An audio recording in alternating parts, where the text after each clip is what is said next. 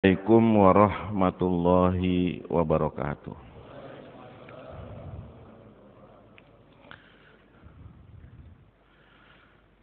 Alhamdulillah, nahmaduhu wa nusalli wa nusallimu ala rasulillah wa ala alihi wa ashabihi wa mawalah wa la hawla wa la quwwata illa billah.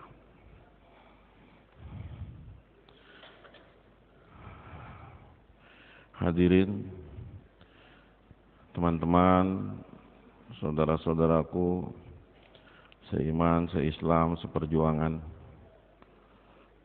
yang dimuliakan oleh Allah Subhanahu wa taala. Sekarang ini kita bukan bayan, tapi menyampaikan apa-apa yang sudah kami saksikan dari perjalanan syuro kemarin, hampir ke seluruh provinsi, dan kami langsung datang salah satu yang menjadi kerisauan dan kesedihan kami ini, banyaknya permasalahan di daerah-daerah yang berhubungan dengan markas.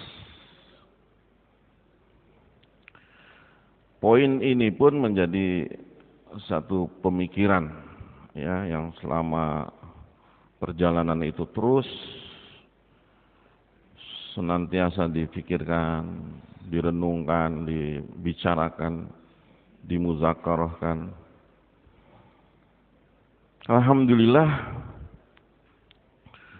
dari beberapa markas yang kami datangi, ada yang tidak bermasalah, tapi tidak sedikit juga yang justru bermasalah.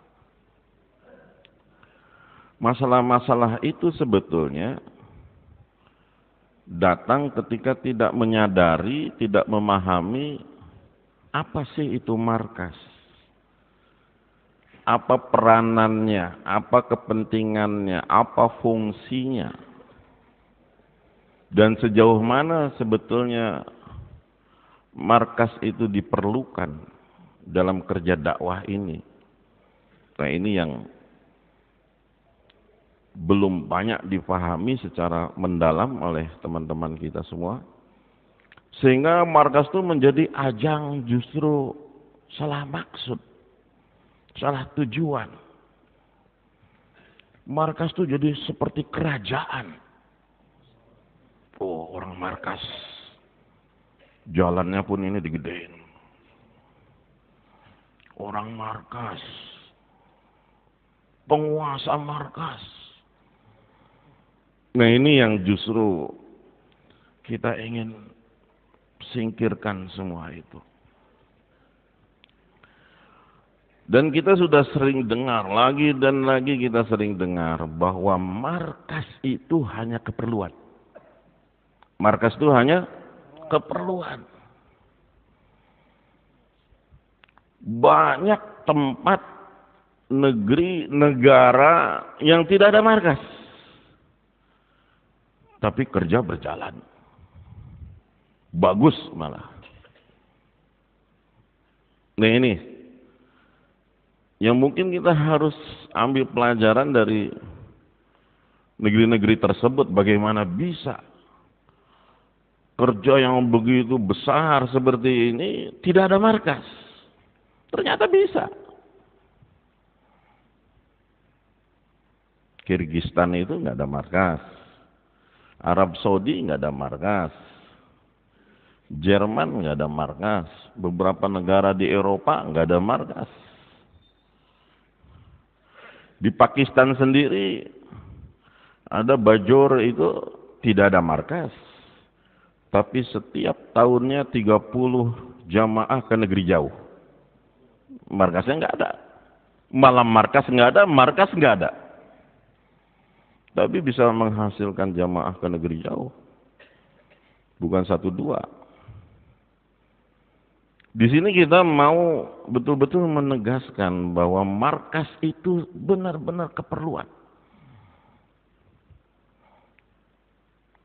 Di mana markas itu adalah tempat kita memang gudang dari panennya kerja.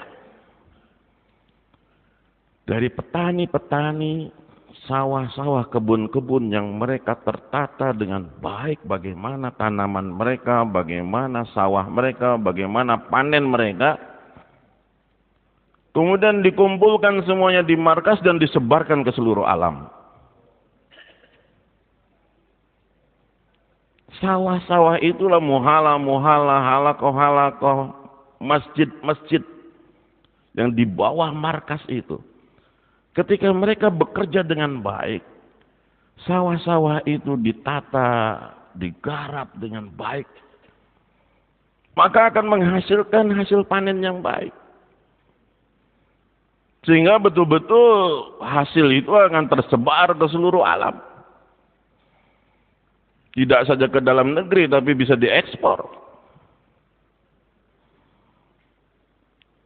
Tapi bagaimana ini sawah nggak diurus, yang ada ribut sendiri. Bertengkar sendiri di pabrik ya. Sedangkan sawah, muhala, masjid-masjid, halakoh-halakoh nggak diperhatikan. Kerja tidak ada, yang ada bertengkar. Ini yang terjadi. Maka setelah perjalanan safar itu kami, ini apa, masih belum paham dengan peranan markas itu. Padahal ini betul-betul keperluan, betul-betul keperluan. Ada yang ngotot markas harus di sini. Kalau nggak di sini, saya nggak mau nurut, saya nggak mau keluar, saya nggak mau gabung lagi. Saya bisa hubung langsung ke Rewin. Nggak perlu syuro. Ngeri sekali.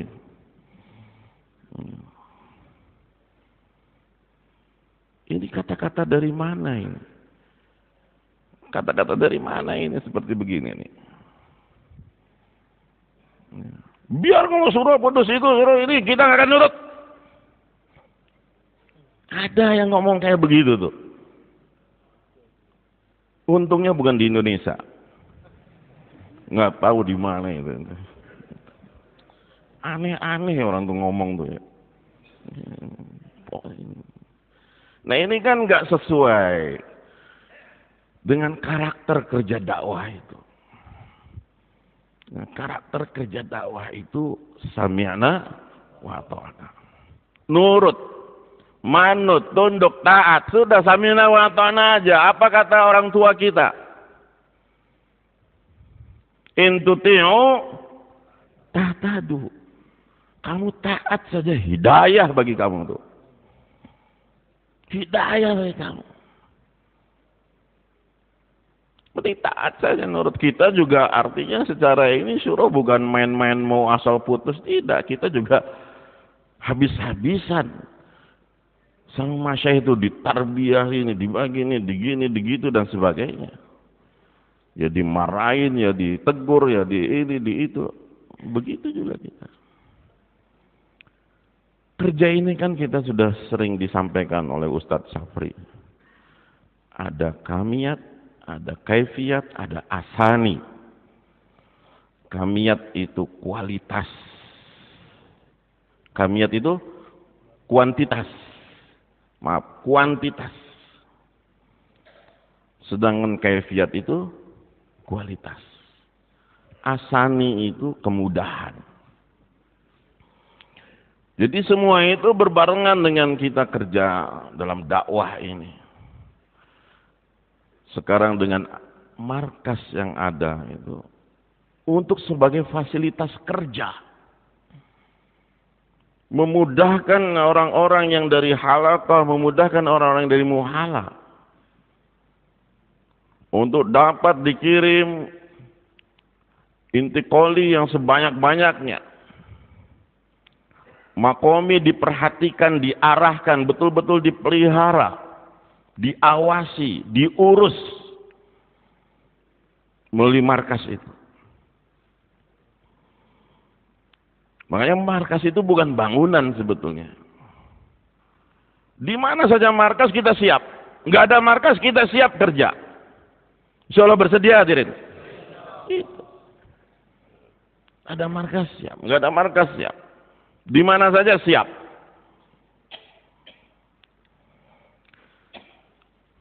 Pakistan itu ada yang sama sekali tidak ada markas. Kota besar, produktif. Ada yang satu kota markasnya banyak.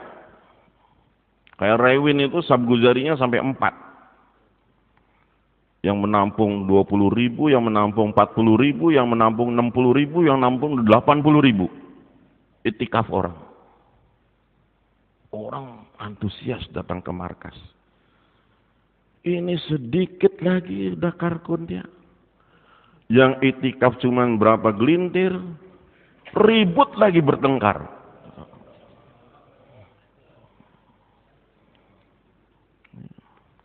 Udah itu bertengkarnya pakai kelambu sama kelambu. Jadi kan kayak istana betul-betul. Nah hadirin, jadi kita bersihkan lagi ini deh, apapun markas. Markas itu hanya keperluan. Bagaimana kita sampai para masyayikh itu orang-orang yang di markas ini, yang berhak di markas ini siapa? Enggak sembarangan. Seperti Ancol sendiri nih, markas kita Ancol. Itu udah keputusan masyayikh. Tidak ada yang boleh tinggal di markas Ancol ini dan markas manapun. Kecuali orang-orang yang dimusyawarahkan. Orang yang 7 hari setiap bulan. Orang yang sebulan menjadi fesalat. Di luar itu tidak boleh ada. Pulangkan. Tidak begitu. Gak ada orang-orang yang tinggal di markas. Oh saya siap 24 jam, saya siap diri saya untuk berikan masa terus seumur hidup. Gak ada. Usir orang itu. Kamu makomi. Kerja ini bukan dimulai dari markas. Kerja ini dimulai dari muhala. Makanya ada khidmat markas, ada ini. Enggak, kamu selesaikan dulu muhala kamu selesaikan dulu halaqah kamu.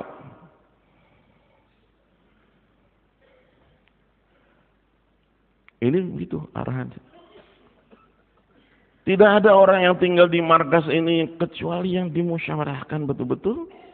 Ya, dan itu seminggu setiap bulan dan sebulan bagi fesalat. Di Ancol ini. Ya kita juga ke markas-markas yang lain lebih ketat lagi seperti itu. Semuanya disuruh pulang. Makomi.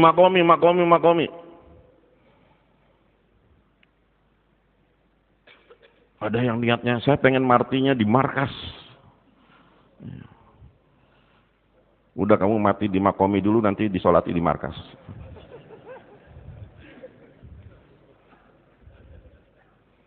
Gak bisa hadirin. Makanya markas ini ditata betul-betul. Programnya juga kita udah tahu kan programnya. Malam markas bagaimana.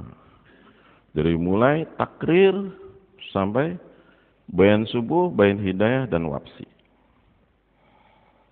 Orang-orang yang memberikan itu juga mesti ditafakud. Siapa yang sepatutnya mubayyin di markas? Itu kita harus tahu. Mimbar ini amanah. Bukan tempat ikram. Oh, mohon maaf misalkan ada kiai besar nih, kiai kondang. Dikasih bayan. Enggak. Oh ini ketua lembaga kasih bayan. Tidak. Oh ini direktur presiden ini. Tidak. Yang berhak menjadi mubayyin ini betul-betul orang yang ada risau, ada fikir. Yang kerisauannya betul-betul lebih dari yang lain. Ini amanah ini. Makanya kenapa nggak boleh orang yang mubayyin ini orang partai, kampanye apa jurkam itu. Jurkam itu memang pinter ngomongnya. Wis pandai dia kalau udah bayan itu. Tapi kita tidak gunakan. Nggak boleh. Kita juga nggak ngerti Masyaih putusannya begitu. Itu bukan dari surah yang ngarang-ngarang, kita dari Masyaih. Yang terlibat politik nggak boleh jadi fesalat. Uangnya nggak boleh dipakai. Uangnya nggak boleh dipakai. Ini mubayyin, fesalat, dalam musyawarah. Untuk di markas-markas itu nggak sembarangan. Siapa yang tinggal di markas, yang boleh di markas. Ada orang 2-3 hari di markas terus. Ini apa nih maksudnya? Panggil, tanya. Kamu ini mau keluar, mau cari kerja, mau cari istri, mau apa ini kamu di sini nih? Tanya betul. Ya. Kita persilakan kalau memang mau keluar. Kalau untuk maksud dakwah. Tapi kalau tidak ada, silakan. Mau ditunjukkan hotel ataupun penginapan, kami antar. Begitu. Ya. Orang yang ada di markas, betul-betul orang pilihan. Orang yang memberikan program, bayan, takrir, bayan hidayah, apalagi. Bayan hidayah itu amanah. Orang udah ditaskil susah-susah. Bersedia memberikan waktunya 40 hari 4 bulan.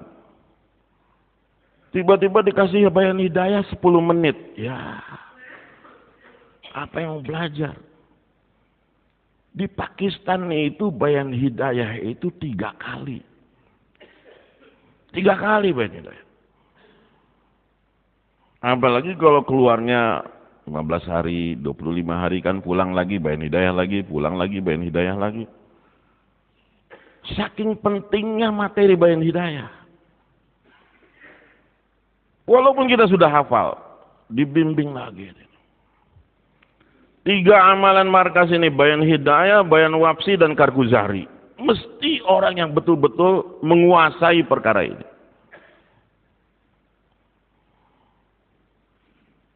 Kelemahan kita kadang-kadang di markas sini pun masih belum sempurna. Ada orang bayan hidayah, ceritanya tarjib. Dari sejak lahirnya Nabi Musa sampai tenggelamnya Fir'aun katanya. Arahannya nggak ada. Padahal itu kalau bayan hidayah 2 jam, 3 jam itu nggak selesai memang.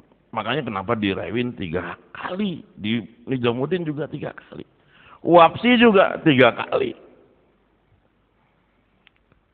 Karena betul-betul setiap amalan itu harus dikuasai.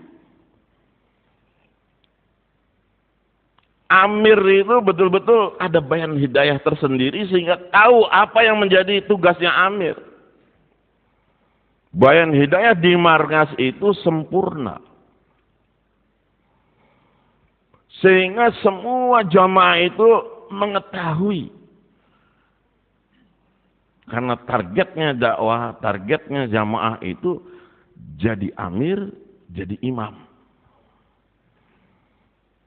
Setiap jamaah, walaupun 3 hari, dia semua jamaahnya bisa jadi amir, bisa jadi imam. Apalagi yang jamaah 40 hari. Apalagi jamaah 4 bulan. Bapak-bapak itu nanti di kertas tafakud itu kan ada pengalaman. Betul tidak? Nah pengalamannya itu kan ada 4 bulan, 40 hari. Kalau jamaah itu jamaah 40 hari, bapak sendiri yang jamaahnya 4 bulan, pengalamannya 4 bulan, pasti dijadiin amir. Padahal orang taskil tuh nggak tahu waktu 4 bulan tuh jalan-jalan melulu. Waktu taklim tidur. Jadiin amir. Ini makanya setiap jamaah sempurna bayan hidayah.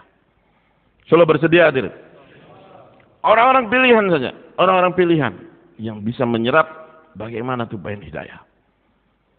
Dari mulai bayan hidayah, bagaimana safar, bagaimana beli tiket, bagaimana mengumpulkan uang, bagaimana dalam perjalanan, bagaimana musyawarah, sampai di satu kampung, musyawarah, bagaimana menentukan program, bagaimana taklim, bagaimana bayan, bagaimana iklan, bagaimana jaulah, bagaimana jadi amir, bagaimana jadi makmur, bagaimana jadi mutakalim, bagaimana khususi, bagaimana khidmat, bagaimana belanja, bagaimana kebelanjanya yang jualannya perempuan, bagaimana kalau di pesawat sampingnya perempuan. Itu semua dalam bayan hidayah ada. Maka hadirin yang dimuliakan oleh Allah, orang yang memberikan itu mesti memahami kerja. Begitu juga bayan wafsi. Bayan wafsi itu mesti kita usahakan membekali orang-orang yang pulang itu siap kira-kira apa yang akan terjadi ketika dia pulang. Bukan sekedar dikasih tahu nanti kamu makomi ya, jaulah 1 ya, jaulah 2. Bukan seperti itu. Nanti kamu pulang siap-siap. Mertua kamu nggak suka. Bapak kamu marah. Istri kamu minta cerai. Kerja kamu di PHK. Bisnis kamu bangkrut. Itu kita harus siapkan orang-orang yang pulang itu dengan mental seperti itu. Kamu nanti pulang nih. Kayak muamalah, muasyarah, akhlak betul-betul ditekankan ketika wafsi itu. Yang selanjutnya karguzari. Bagaimana karguzari itu diambil sehingga markas berperan untuk meluruskan kualitas jamaah keluar itu diluruskan oleh karguzari. Umar bin Khattab radhiyallahu anhu pernah bertanya tuh sama sahabat-sahabatnya, kalau aku kirimkan jamaah dengan amir yang terbaik, dengan pasukan yang terbaik, apakah telah sempurna aku membentuk jamaah itu? Kata sahabat, sempurna amir. Amirnya terbaik, makmurnya terbaik lagi. Sudah sempurna. Kata Umar bin Khattab, baru sempurna tugasku ketika aku tanya mereka. Begitu mereka kembali, aku tanya mereka apa yang telah mereka lakukan, barulah sempurna tugasku. Ambil karguzarinya. Gimana kerja? Bagaimana 3 hari pun diambil karguzari. Masturat diambil karguzari. 3 hari pun diambil karguzari. Supaya kerja ini meningkat kualitasnya, diperbaiki kualitasnya. Selalu bersedia teman-teman. Ini peranan markas. Dan yang paling mengganggu markas itu justru adalah keperluan markas. Walaupun disebut keperluan, tapi ini ngerusak ini. Kalau nggak betul-betul markas ditata. Kami itu berulang-ulang dipanggil di Rewindo. Di ruangan khusus. Diberitahu tentang masalah ini. Keperluan. Ini nih. Kipas, AC, karpet, apa semua. Pembangunan, renovasi. Apapun bentuk keperluan walaupun itu keset saja mesti ditafakud dari mana ini? Dari mana ini? Karena kerja kita ini sangat berhubungan dengan rohaniat. Sangat berhubungan dengan qobuliyat. Kita udah dengar hadisnya. Orang nangis doa-doa, ya Allah, ya Allah, ya Allah. Tapi Allah tolak. Karena ada unsur-unsur haram di dalamnya. Bagaimana nanti karpet kita ini kita kipas ini semua kalau ada unsur-unsur haram? Berkesan, berpengaruh pada kita itu semua. Makanya markas hati-hati dalam menerima keperluan ini. Tafakut orangnya, tafakut hartanya. Dari mana? Kalau yang berhubungannya dengan yang haram, dengan bunga, dengan riba, udah pasti itu. No. Tidak. Kita harus berani. Udah tahu orang ini berhubungan dengan riba. Saya nyumbang 1 juta. Enggak Pak, mohon maaf. Kita tahu karena dia riba. Ya udah 10 juta, enggak Pak, maaf. 100 juta, tidak Pak. 1 miliar, oh ya udah. Itu kan bahaya Pak kita kalau gitu. Ya. Pokoknya tidak, kalau sama yang riba, sama yang haram tuh kita tidak aja. Saya bangun ini 8 lantai, saya bangun ini 7 lantai, enggak. Terus berani kayak begitu. Jangan kayak saya tadi. 100 juta ditolak, 200 juta, 1 miliar. Oh ya udah boleh. Ya, jangan begitu. Enggak. Itu uang yang berhubungan dengan riba. Yang berhubungan dengan mohon maaf, dengan partai. Itu juga tidak. Karena kita nggak jelas juga itu. Mohon maaf aja gitu. Masih sampai begitu. Ya. Kemudian dari siapa lagi? Dari orang yang merasa saya berguna nih untuk markas. Uang saya ini udah kepake sama markas nih. Oh saya lihat. Saya punya andil. Ini dari saya, ini dari saya, ini dari saya. Orang yang kayak gitu tolak. Harta saya bersih kok. Harta saya halal kok. Ini. Tapi dalam dirinya ada perasaan saya sudah berjasa. Tolak itu orang tuh. Kita nggak mau kayak gitu. Loh ini kan uang saya, ini kan uang saya. Saya kan yang ini, saya kan yang ini. Udah. Makanya hati-hati. Apalagi kita sudah terikat sama kebaikan orang itu. Oh, saya sudah bangun, saya sudah ngasih ini, sudah ini. Dia merasa ini, kita semua terikat sama dia. Akhirnya ketika dia buat sesuatu yang tidak tertib, kita nggak enak ngelarangnya, nggak enak kita ngenegurnya. Ah udah, bahaya. Makanya betul-betul ditafakut. Ini kita berulang-ulang dipanggil lagi, dijelasin lagi, dipanggil lagi, dijelasin lagi, dipanggil lagi, dijelasin lagi. Paham tidak nih syuro-syuro ini semua ini? Dibegitukan sama saya itu. Diulang-ulang. Untuk keperluan. Termasuk untuk event-event seperti begini nih. Mau eventnya apa, kayak mau jur, kayak mau istimewa, kayak mau musyawarah ini, musyawarah itu apa semua. Tidak ada yang namanya gratisan. Ini patut dicatat. Mas Syekh menegaskan hanya 3 tempat yang dibolehkan makan gratis. Hanya 3 tempat. Rewin Markas, Faiz Ilahi Markas, Kakrail Markas. Dah, itu saja. Yang dibolehkan gratis. Yang lainnya mesti korban. Mesti korban. Walaupun syuro. Makanya syuro selalu kumpul uang. Kita tuh beli juga. Pak Ardan, nih. Khidmat sendiri. Karena kita memang beli sendiri. Belanja sendiri, ini sendiri.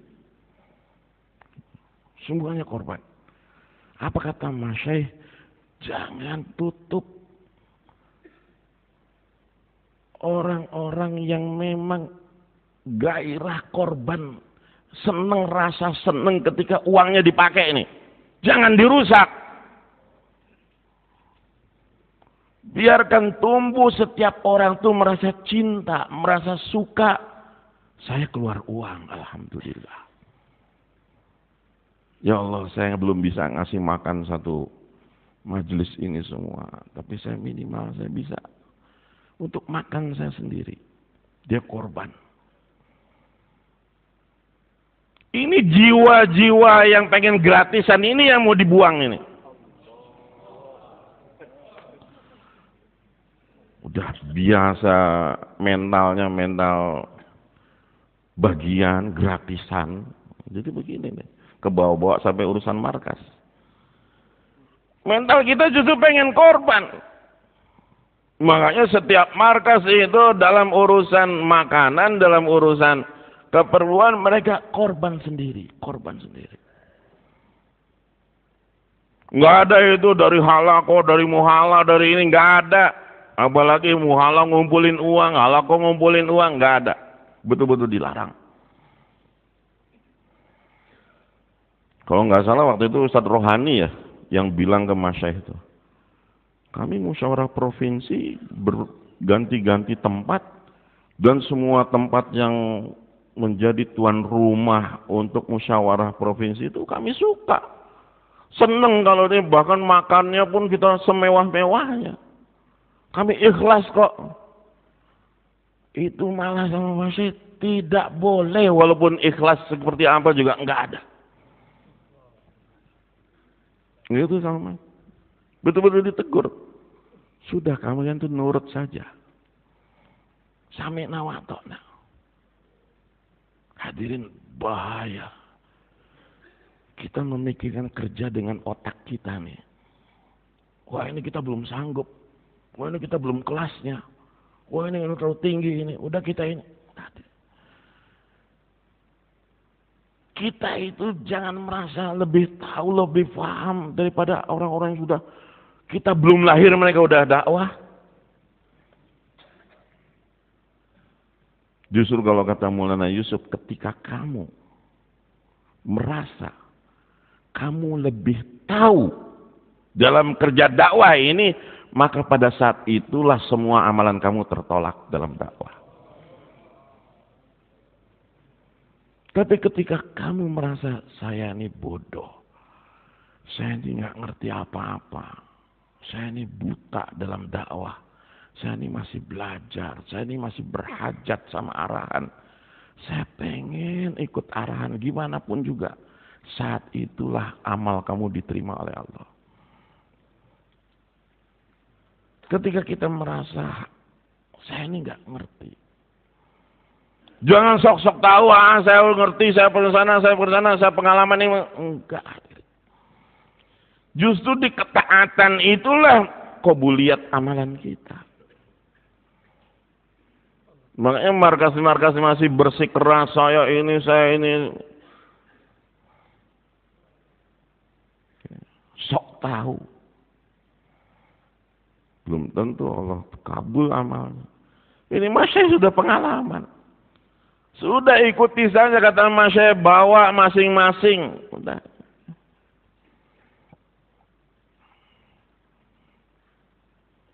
Kalau nggak bawa masing-masing, beli di markas. Markas masak sesuai dengan modal, tidak ngambil untung dan tidak juga rugi, beli. Itu boleh. Atau ada kantin, ada warung. Beli makan di situ dengan harga yang tidak ambil untung juga tidak rugi. Itu saja sudah.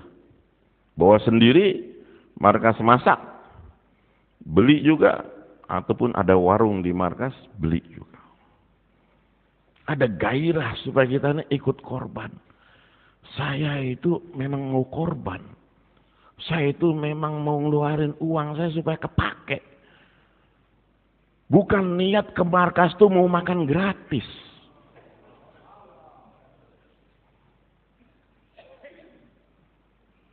Gitu ya, Pak. Oh, kalau yang di luar sana bayar, kalau yang di sini nggak bayar. Oh, jangan begitu. Semua bayar.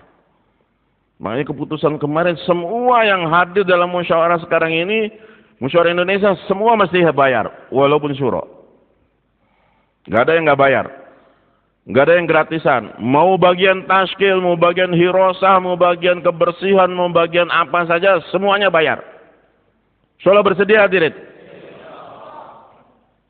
Jangan mentang-mentang bagian ini ambil sendiri, nggak bayar. Ini untuk ini Pak, berapa? 10 nampan. Gratis. Ini. Alhamdulillah kita dapat gratisan. Apa itu? Mental gratisan. Kita ini dai mahal kita nih Pak. Pewaris Nabi Shallallahu Alaihi Wasallam. Makanya markas itu ditata sebegitu. Jangan sampai keperluan itu mengganggu maksud. Jangan sampai keperluan mengganggu maksud. Walaupun kelihatannya sepele, ini urusan tidak, mesti hati-hati. Sehingga ada 3 orang dipilih setiap markas itu, 3 orang yang khusus menerima uang. Nggak boleh orang saya punya uang, saya mau bangun ini, dia beli sendiri, ini sendiri, nggak boleh. Mesti melalui 3 orang itu yang ditunjuk oleh musyawarah. Serahkan uangnya ke situ. Udah dipakai apa saja ikhlas. Ngerti itu. Nanti yang 3 orang ini juga ada 3 orang yang menggunakan. 3 orang yang lain ini yang menggunakan pengeluarannya. Ini penerimaan pemasukan, 3 orang yang lain yang menghindari orang itu. Wah, ini kubah dari saya, ini dari saya. Udah, dia nggak tahu uangnya dipakai apa. Serahkan saja. Justru kalau dia merasa, oh saya yang punya uang, saya yang kuasa, ya sudah pakai aja sana. Kita nggak perlu.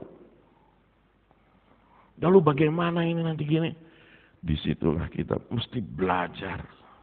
Mulai belajar dengan keyakinan. Orang-orang yang di markas itu mesti punya keyakinan yang lebih dari saya. Punya ta'aluk yang lebih daripada yang lain. Punya amalan ketakwaan yang lebih daripada yang lain. Orang-orang markas. Sehingga keperluan-keperluan itu datang dengan sendirinya dan dibersihkan oleh Allah dari hal-hal yang syubhat, yang haram, yang ini dan itu sebagainya. Orang-orang markas itu bukan senang. Dia mesti tahajudnya lebih, doanya lebih, nangisnya lebih. Fesalat itu jangan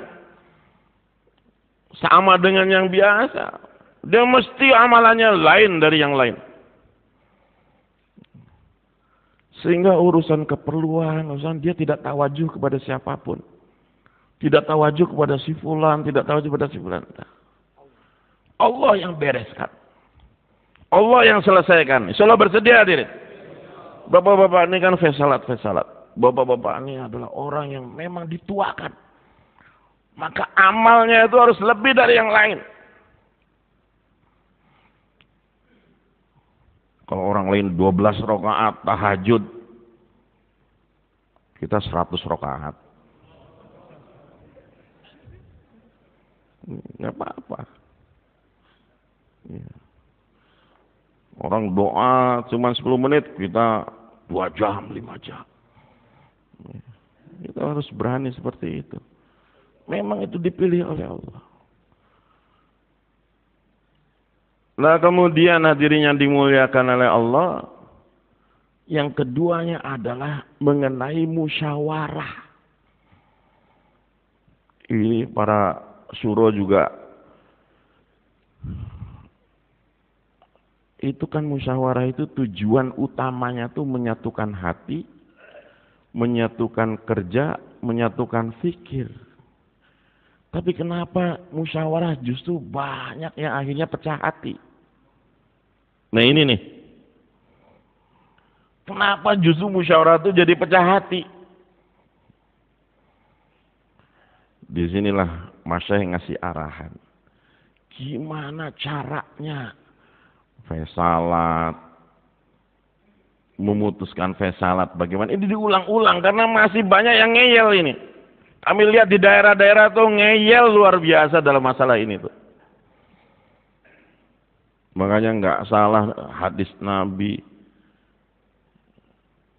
firman Allah, apalagi pembahasan mulai Zakaria, hubul jah, cinta kepada kehormatan. Itu lebih rusak daripada cinta kepada harta. Bahaya ini. Ambisi. Pengen berkuasa, ambisi pengen jadi tokoh, ambisi pengen jadi faisalat, ambisi pengen ini, pengen itu. Makanya kata hadis Nabi, 2 ekor serigala yang lapar dilepas kepada seekor kambing dibandingkan dengan hirsil mar'i, katanya, rakusnya seseorang ala malihi wa syarafihi lidinihi, dalam urusan agama. Itu rusak, daya rusaknya itu melebihi kambing yang dicabik-cabik oleh 2 ekor serigala.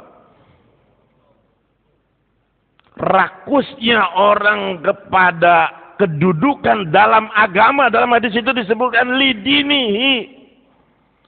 Rakusnya orang kedudukan dalam agama. Ya mungkin di lain mah pengen jadi ketua ini, ketua itu, ketua itu. Tapi dalam dakwah pengen jadi faisalat, pengen jadi syuro, astagfirullah, pengen jadi ini, pengen jadi itu. Itu daya rusaknya katanya tuh lebih daripada kambing yang dicabik-cabik, yang dirobek-robek, yang dihancurkan oleh 2 serigala yang kelaparan. Bagaimana sih nasib kambing yang didatangi oleh 2 serigala yang lapar betul-betul? Bagaimana nasibnya? Hancur. Hancur, Pak. Bisa jadi nggak tersisa, tulangnya pun nggak tersisa. Habis sudah. Nah, kerusakan agama yang diakibatkan oleh rakusnya orang terhadap kedudukan, ini rusaknya lebih parah daripada kambing tadi.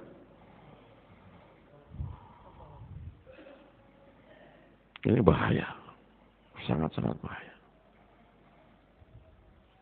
Dan pasti orang seperti itu nggak dapat akhirat. Jauh dari qabuliat. Jauh dari qabuliat. Tilkad darul akhirah naj'aluha lilladzina la yuriduna uluwan fil ardh. Akhirat itu betul-betul Allah ciptakan bukan untuk orang yang ingin ketinggian di dalam urusan dunia. Dalam bumi ini, di dunia ini dia terbesit aja ada keinginan, udah rusak. Ada aja keinginan sedikit, udah habis. Ini masalah daleman ya. Kita nggak tahu. Tapi yang bikin rusak perpecahan dalam apapun gara-gara ini nih. Gara-gara ini nih. Pengen jadi faisalat lah, pengen jadi inilah, pengen jadi itu dan sebagainya. Dan perlu dipahami, faisalat sama amir itu berbeda.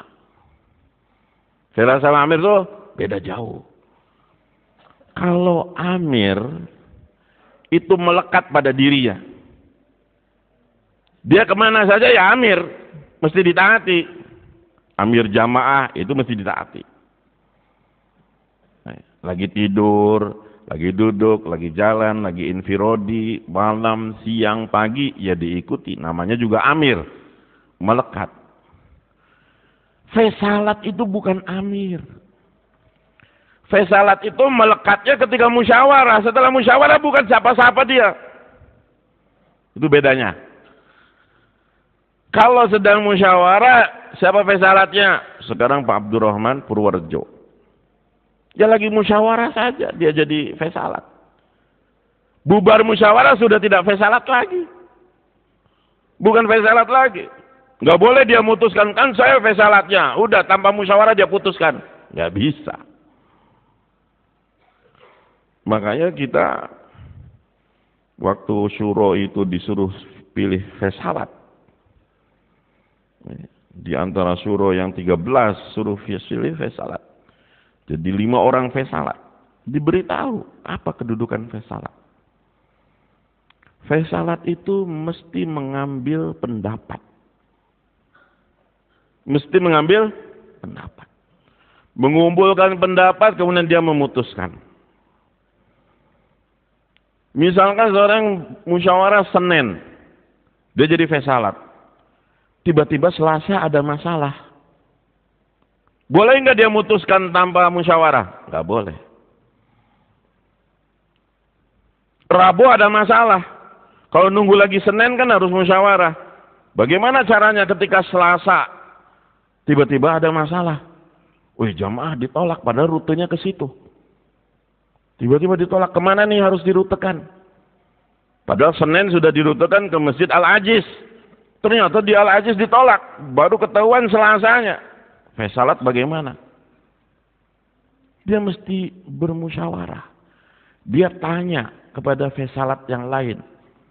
Taruhlah misalkan fesalat di kampung apa di Halako itu, di markas itu, biasanya fesalatnya ada 7 orang. Maka dia mesti telepon 7 orang itu. Bagaimana nih? Ini jamaah ditolak di Al-Ajiz. Kita kemarin musyawarah sudah diputus di Al-Ajiz. Sekarang ditolak. Untuk usul antum apa?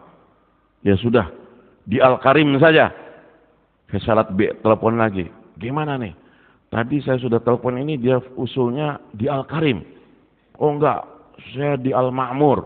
Oke, telepon lagi yang fesalat ketiga, keempat, kelima, keenam. Udah itu dia putuskan. Alhamdulillah sudah putuskan, saya putus ini. Tapi dia ambil pendapat. Paham tidak? Itulah fesalat, bukan ayah amir. Kalau amir mungkin bisa putus. Udah kamu mau saya ini amirnya, kamu harus nurut sama saya. Di syuro alam ini tidak ada amir. Tidak ada, semuanya fesalat. Kecuali jamaah-jamaah yang bergerak. Maka urusan kita dalam musyawarah itu gunakan fesalat. Dan kita sudah tahu tidak ada fesalat tunggal. Tidak ada fesalat tunggal. Dan tidak ada fesalat tetap. Oh ini fesalat di sini sudah biasanya 6 orang. Kemarin kita satu tanya, berapa fesalat? 6 orang. Ada enggak fesalat selain 6 orang tuh? Enggak ada. Sudah berapa tahun? Sekian tahun. Jadi enggak ganti-ganti? Tidak. Itu yang enggak boleh. Fesalat itu tidak boleh ada nama tetap, tidak ada bilangan tetap. Kenapa? Karena yang namanya manusia itu fitrahnya naik turun iman mereka. Betul tidak? Kadang-kadang aktif, kadang-kadang tidak aktif. Ya. Kadang-kadang ya namanya manusia lah. Bisnisnya turun, ya dakwahnya turun. Tensinya naik. Ya. Gitu kan? Ketika aliran dananya turun, baru dakwahnya naik. Jadi begitulah. Karena memang manusia itu suka naik turun imannya, makanya tidak boleh ditetapkan. Yang jadi fesalat itu orang yang betul-betul fikirnya, risaunya terjaga. Pengorbanannya terjaga. Nah ini dia. Nyambung. Betul-betul. Bukan karena senioritas. Wah ini orang lama, ini apa. Nggak enak kalau dia bukan fesalat. Ini amanah.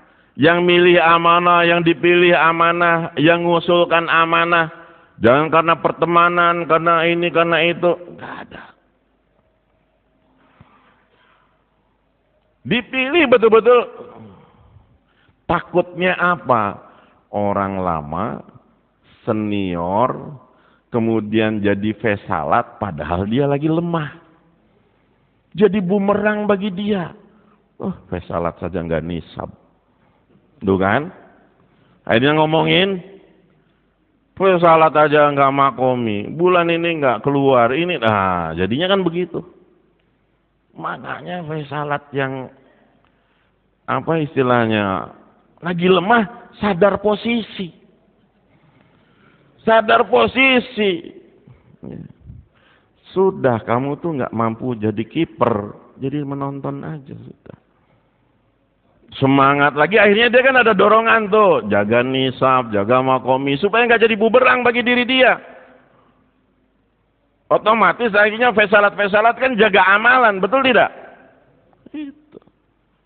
Makanya kenapa jangan ada nama tetap, jangan ada bilangan tetap. Nantinya jadi bumerang bagi dia sendiri, senjata makan tuan. Udah gitu jangan, apa namanya disebutnya, baper apa bahasa sekarangnya tuh. Ya udahlah, saya emang nggak mau komi, saya nggak akan jadi fesalat lagi, saya ini akhirnya ngilang. Ya orang lama baperan. Jangan kayak begitu, harusnya jadi pendorong semangat. Ada yang kayak begitu tuh orang lama, karena arahan syuro kali ini udahlah, saya mah udah di makomi saja, udah jadi ngasuh cucu saja. Kok baper begitu sih? Jangan. Kita nih harus, apalagi fesalat harus tangguh. Kamu makomi baru 3 hari sebulan, saya nih 3 kali 3 hari, gitu dong. Kan jadi enak kan gitu. Tunjukkan bahwa kita lebih daripada yang lain kalau fesalat. Insyaallah bersedia Pak? Nah kemudian musyawarah itu bagaimana agenda? Kita bukan mau kumpul, bukan mau makan. Musyawarah itu justru orang-orang yang hadir adalah orang-orang yang siap ambil takazah. Siap ambil takazah. Kalau sekarang dari Munas ini, kita udah musyawarah Indonesia. Setiap provinsi sudah dapat angka. Sudah dapat angka belum? Kita dapat angka kan? 4 bulan berapa, negeri jauh berapa, masturat berapa, 40 hari berapa. Betul nggak? Kita udah dapat angka itu. Maka ketika dari provinsi turun kita ke, dari nasional turun ke musyawarah provinsi. Bagaimana musyawarah provinsi? Musyawarah provinsi adalah kita memastikan bagaimana supaya angka ini diterima oleh markas-markas di bawah provinsi. Ini kita dapat takazah 40 jamaah negeri jauh. Coba markas mana yang siap ambil? Saya ambil 5, saya ambil 3, saya ambil 4, saya ambil 5. Oke. Sempurna. Kita dapat jamaah, kita dapat takazah dari nasional, jamaah masturat IPB. 5 jamaah. Coba kita ada berapa markas? Ada 5, saya 1, saya 1. Oke. Kemudian kita terus begitu. Semua takazah itu baik intikoli makomi kita tawarkan. Dari provinsi kemana? Ke markas. Nanti di markas adalah musyawarah semua utusan-utusan dari muhalla. Bukan dari halakoh. Markas adalah kumpulan semua dari muhalla. Jadi muhalla itu malam musyawarah markas. Mereka datang. Untuk apa? Ambil takazah. Kita markas Cirebon misalkan. Dari Jawa Barat kita dapatkan takazah. Negeri jauh 40 jamaah kita ambil hanya 5. Oke. Di markas itulah kita halakoh tanya. Siapa yang siap? Halakoh. Halakoh 1, halakoh 2, halakoh 3. Ambil berapa? Saya ambil 1 jamaah, saya ambil 2 jamaah, saya ambil 3 jamaah. Nanti dari markas turun ke halakoh seperti itu lagi. Ambil takazah. Angka saja. Angka saja. Ini. Jadi jangan di markas di provinsi siapa yang siap. Mana namanya? Entah bukan. Kerja itu nanti akan muncul dari muhala. Baru nama itu akan muncul dari mana? Muhala. Muhala ini muncul dari mana dia muhala ini? Makanya disebutnya ada kerangka jamaah 1 tahun. Kerangka jamaah 1 tahun itu semuanya di situ tertulis. Jangan bukan jamaah kerangka 1 tahun tuh yang siap siapa, ini siapnya November, ini siapnya September, ini siapnya, jangan. Tulis semua nama, potensi kita di muhala kita itu ditulis. Contohnya, yang 3 hari Masturat ada berapa?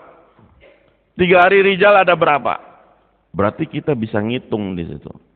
3 hari Masturat ini adalah calon-calon yang mau keluar 15 hari Masturat. Tulis aja dulu namanya. Masalah dia tidak siap atau tidak siap itu bergantung kerja muhala kita. Kerja halakoh kita. Ini orang ini udah siap. Orang ini udah memenuhi syarat. Orang ini udah selesai IPB. Dia calon negeri jauh. Jangan tanya di musyawarah siapa yang siap, bukan. Muhala kerja. Dia ambil nama, dia ambil takaja. Kita ada negeri jauh nih, markas Cirebon 1 jamaah kita ke Amerika. Halo kau mana? Saya ambil 1 orang, saya 2 orang, saya 3 orang. Halo kau itu nanti dari setiap muhala dia ambil. Ada nama. Siapa yang mau pergi negeri jauh ini? Sampaikan pada istri-istri kita.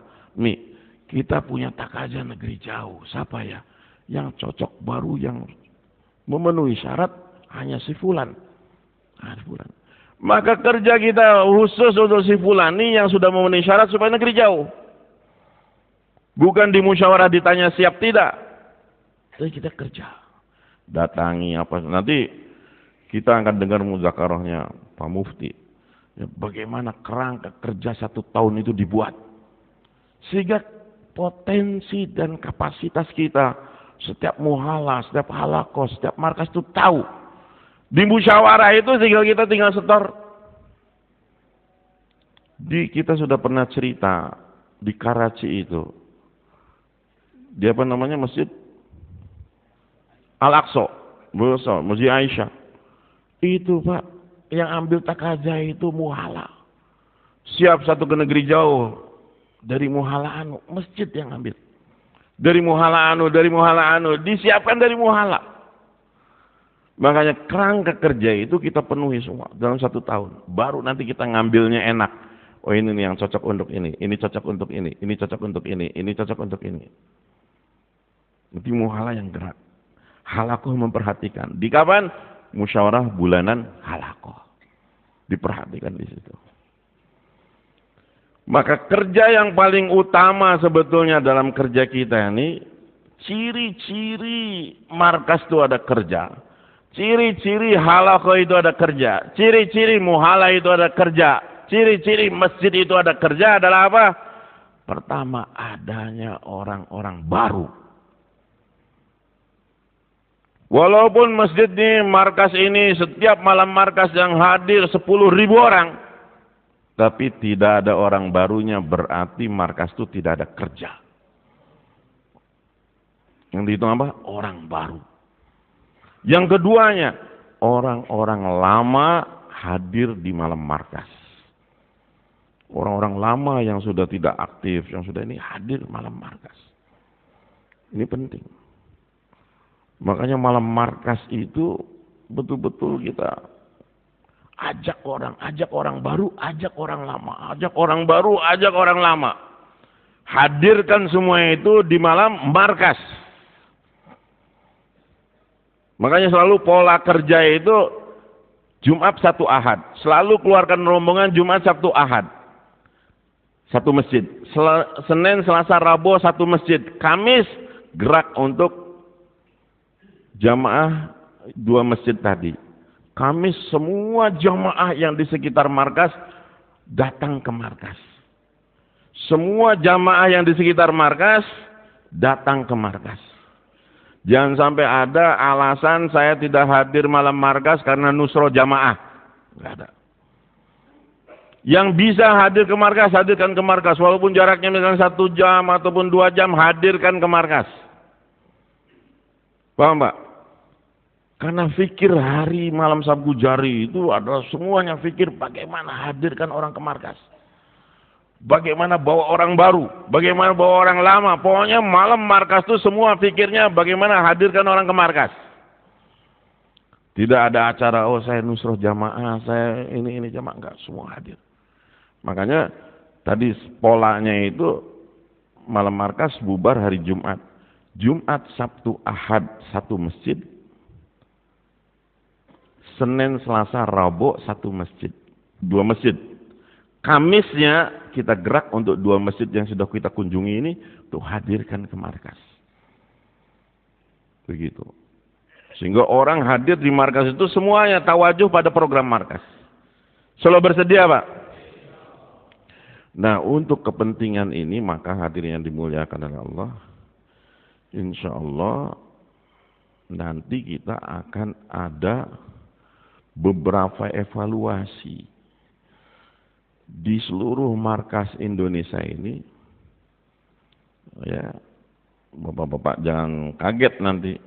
Ada mungkin markas yang ditutup, mungkin ada markas yang disatukan, mungkin ada markas yang ditambah. Itu kita akan ajukan nanti bulan April. Jadi mungkin ada markas, ini markas yang hadir cuma 6 orang, yang itikaf cuma setengah orang, kan susah. Ya, gimana ini? Jadi kita ini mau ditertibkan nih, mau ditertibkan yang kayak gini nih. Ya, mungkin ada markas yang dihapus, ditiadakan lagi seperti jadi halakoh saja. Ada markas mungkin yang disatukan dengan yang lain. Ada markas yang mungkin ditambah karena memang keperluannya harus ditambah.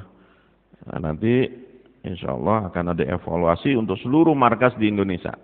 Ya, markas-markas kita semua di seluruh provinsi akan dikaji ulang dan kita akan sampaikan kepada para masyayikh bagaimana nih sebaiknya, ya, ini markas terus atau tidak dan sebagainya. Ada lagi? Termasuk Sabtu Jari, markas dan malam Sabtu Jari. Mungkin ada beberapa Sabtu Jari juga yang ditutup, ditiadakan, digabungkan dengan markas yang asli. Karena Sabtu Jari ini kan sifatnya darurat, ya, dibolehkan ada Sabtu Jari itu darurat. Kemudian peranan Sabtu Jari ini kan dia nginduk kepada markas ya. Jadi di Sabtu Jari itu tidak ada musyawarah, semuanya menginduk kepada markas. Dia ada musyawarah halakoh. Ya, dan itu bisa dilakukan sama dengan malam Sabtu Jarinya. Begitu. Nah, itu nanti Sabtu Jari juga akan dievaluasi dan kita akan ajukan ke masyayikh apakah titik-titik ini dilanjutkan atau tidak, begitu. Nah, Bapak-bapak nanti ada satu format yang akan diberikan persyaratan markas itu. Nanti Bapak diisi jujur, diisinya jujur, ya. Orang 1 tahun berapa, orang 4 bulan berapa, orang 3 bulan. Jin jangan dimasukin, orang aja, berapa orang. Nanti kan ini yang 4 bulan ditulisnya 60, padahal cuma 10, ditanya 50 siapa? Nah, ini jangan. Semua orang ditulis orang. Jadi yang jujur aja orang ditulis, ya. Berapa jauh jaraknya, berapa ini dan sebagainya, berapa halakoh. Nanti format itu akan sama Ustadz Safri akan dibagikan dan semuanya diisi dengan sejujurnya dan nanti itu akan diajukan pada para masyayikh untuk dievaluasi ulang. Itu saja teman-teman yang mulia. Mohon maaf apabila ada yang tidak berkenan. Insya Allah program masih jalan. Kita diharapkan semua yang hadir nih ikut pada program karena ini penting ya. Mungkin bapak-bapak ketika di wilayah atau di daerahnya tidak mendengar dengan sempurna, maka di sini kita akan pertegas lagi, dijelaskan lagi bagaimana kerja yang sebenarnya dan arahan yang sebenarnya. Dan kita jangan ada ya tadilah sifat-sifat alah ini surah.